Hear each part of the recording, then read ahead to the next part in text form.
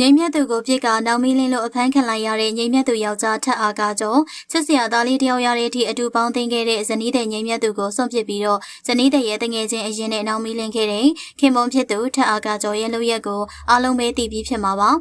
အခုတော့ဒီလိုတရားဝင်ဇနီးရှိလျက်နဲ့ပြောင်းကြကြအဖောက်ပြန်ခဲ့တဲ့ထက်အားကကျော်ကိုငိမ့်မြတ်သူဘက်ကလုံးဝကောင်းကောင်းမခံတော့ဘဲနဲ့ပြပြသားသားတုံ့ပြန်လိုက်ပါတယ်ငိမ့်မြတ်သူရဲ့ရှေ့နေဖြစ်သူမိချမ်းမွန်ရဲ့တရားဝင်အတည်ပြုချက်အရပြီးခဲ့တဲ့17ရက်နေ့ကတည်းကအမှုစတင်ဖွင့်လှစ်ခဲ့ပြီးတော့ထက်အားကကျော်နဲ့နောင်မီလင်းခဲ့သူအမျိုးသမီး2ယောက်စလုံးကိုတပ်ဆိုင်ရာနယ်မြေရဲစခန်းမှာဖမ်းဆီးအချုပ်ချထားပြီးဖြစ်တယ်လို့သိရပါတယ်လက်ရှိမှာတော့အမှုတင်ဖို့လိုအပ်တဲ့စစ်ဆေးမေးမြန်းမှုတွေဆက်လက်လုပ်ဆောင်နေပြီးတော့တာဝန်ကျအရာရှိတွေလုပ်ငန်းစဉ်တွေကြံ့ကြာမှုမရှိစေဖို့ဖမ်းဆီးထားတဲ့နေရာကိုလျှို့ဝှက်ထားပါတယ်။တရားရုံးတင်မဲ့ရုံးချင်းရဲ့ကြားမှသာပရိသတ်တွေကိုအတိအလင်းအသိပေးသွားမယ်လို့ဆိုပါတယ်။ပရိသတ်တွေအထူးစိတ်ပူနေကြတဲ့ငြိမ်းမြတ်သူကတော့လက်ရှိချိန်မှာမိသားစုနဲ့အမတွေရဲ့နှွေးထွေးတဲ့အဆောင်ရှောက်အောက်မှာသားမီးနှစ်ယောက်လုံးထင်ထားတာထက်အများကြီးပိုပြီးတော့အေးဆေးတည်ငြိမ်စွာနဲ့နေထိုင်လျက်ရှိပါတယ်။ဥပဒေရေးရာကိစ္စရပ်တွေကိုလည်းရှေ့နေအဖွဲ့ကအကောင်းဆုံးတာဝန်ယူကူညီပေးနေပြီဖြစ်လို့အမှန်တရားအတွက်မကြခင်မှာထိုက်တန်တဲ့အဆုံးအဖြတ်ကိုမြင်တွေ့ရတော့မှာဖြစ်ပါတယ်။ပရိသတ်တို့ကရောအဖမ်းခံလိုက်ရတဲ့ငြိမ်းမြတ်သူရဲ့ယောက်ျားကိုဘယ်လိုမြင်ကြပါသလဲရှင်။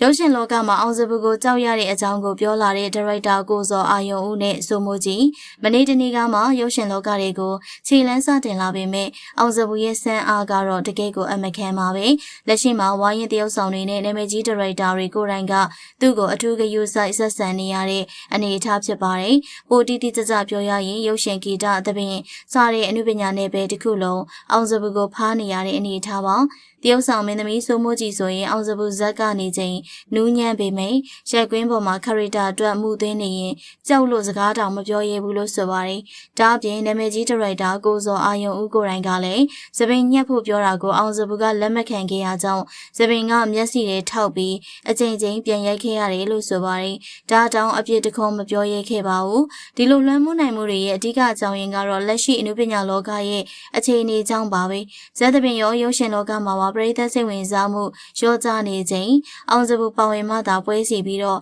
အားပေးမှုရရှိတဲ့အတွက်အားလုံးကသူ့ကိုမျက်နှာချိုသွေးနေရတာဖြစ်ပါတယ်။မြန်မာတန်ဆိုတော်ကြီးစိုးစံနာထွန်းဆိုရင်အောင်စပူကိုမိုးပေါ်ကနှက်သားလေးလို့တောင်တင်စားခိုင်းနိုင်ခဲ့ပါသေးတယ်။အောင်မြင်မှုအထွတ်ထိပ်ရောက်နေချိန်လူတိုင်းကဝိုင်းဝန်းမျက်နှာလှုပ်ဂရုစိုက်ကြတာတဘာဝပါ။ဒါပေမဲ့အနုပညာလောကရဲ့ဒီလိုအခြေအနေတွေကတကယ့်ကိုစိတ်ဝင်စားစရာကောင်းလှပါကြောင်းသုံးသပ်တင်ဆက်ပေးလိုက်ရပါတယ်ရှင်။